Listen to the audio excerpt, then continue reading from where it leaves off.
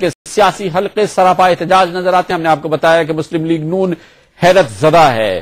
کیا تمام جماعتیں صرف حیرت زدہ ہیں؟ یہ ہم پوچھیں گے اور اس کے لیے ہمارے ساتھ موجود ہیں جماعت اسلامی کے امیر جناب سید منور حسن. بڑی نوازش منور حسن صاحب، آج کا یہ واقعات جو اب سے چند گھنٹے قبل رونما ہوئے ہیں، اس پر جماعت اسلامی کا اور آپ کا کیا عمل ہے؟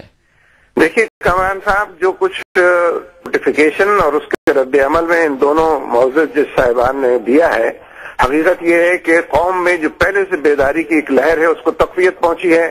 لوگوں کے چہرے کھل اٹھے ہیں اور جو لوگ مہاجرائی سے اور تصادم سے بچتے ہوئے حالات کو بہتر دیکھنا چاہتے ہیں، ان کے اندر ایک نئے سرے سے امید کی کرن ابھری ہے.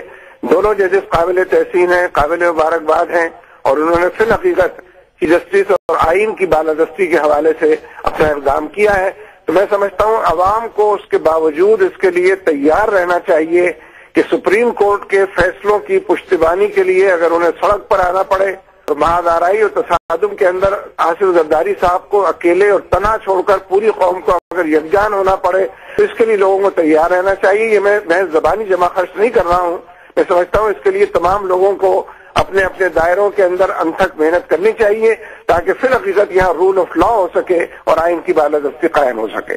منور صاحب، جماعت اسلامی اس سلسلے میں کیا کچھ اقدامات تجویز کر رہی ہے کہ کس طرح سے دباؤ ڈالا جائے کہ یہ غیر آئینی اقدامات، یہ غیر آئینی فضا، یہ عدلیہ کو عضو معطل کرنے کی کوشش یہ ناکام ہو؟ اس کے لیے عملی اقدامات بھی جماعت اسلامی کو تجویز کر رہی ہے. جی ہاں، اصل میں ہم یہ سمجھتے ہیں کہ ابھی اسی وقت مل گیا حکومت کو سپریم کورٹ کے فیصلوں کو منوعاً نافذ کرنے کا اور ان لیٹر پورا کرنے کا، لیکن حقیقت یہ ہے کہ وہ اس طرف آتے ہوئے نظر نہیں آتے اور کوشش کے باوجود بہت اچھی توقعات کے باوجود اسے پورے نہیں کرتے. تو ہم نے تو اس کے لیے تیاری شروع کی ہے، رابطے بھی شروع کر دیے ہیں کہ اگر اسلام آباد جانا پڑے اور سپریم کورٹ کے ساتھ ایک پرامن مظاہرے کے ذریعے، ایک پرامن دھرنے کے ذریعے یکجہتی کا اظہار کیا جا سکے. یہ کسی فرد کا معاملہ نہیں ہے، یہ اداروں کا معاملہ ہے اور آئین کی بالادستی کا معاملہ ہے. اور اگر ایک دفعہ آئین کی ناک کو نیچے کر دیا گیا اور اس پر سوار ہو کر لوگ آگے بڑھ گئے تو پھر حقیقت یہ ہے کہ اس بلڈوز ہونے کے نتیجے میں قوم اٹھ نہیں سکے گی.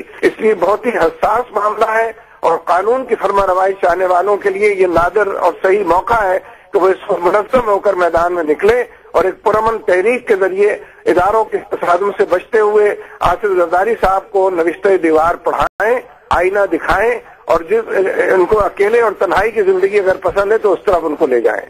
بہت بہت شکریہ جناب منور حسن. حزب اختلاف کی سب سے بڑی جماعت پاکستان مسلم لیگ فی الحال حیرت زدہ ہے. اس نے کہا کہ وہ حیرت زدہ رہ گئے ہیں، لیکن جماعت اسلامی کہتی ہے کہ عملی اقدامات کرنے کی ضرورت ہے. انہوں نے کہا کہ جماعت اسلامی عملی اقدامات تجویز کر رہی ہے، چاہے اس کے لیے اسلام آباد جانا پڑے، پرامن مظاہرہ کرنا پڑے، دھرنا دینا پڑے، لیکن عدلیہ کے ساتھ اتحاد دکھانا ہوگا، پاکستان کے اداروں کو تحفظ دینا ہوگا، غیر آئینی غیر قانونی اقدامات سے حکومت کو چھٹکارا حاصل کرنا پڑے گا، ریاست کو چھٹکارا حاصل کرنا پڑے گا اور جماعت اسلامی اس کے لیے ہر ممکن قدم اٹھائے گی اور اس کے لیے وہ تیاری کر رہی ہے. پاکستان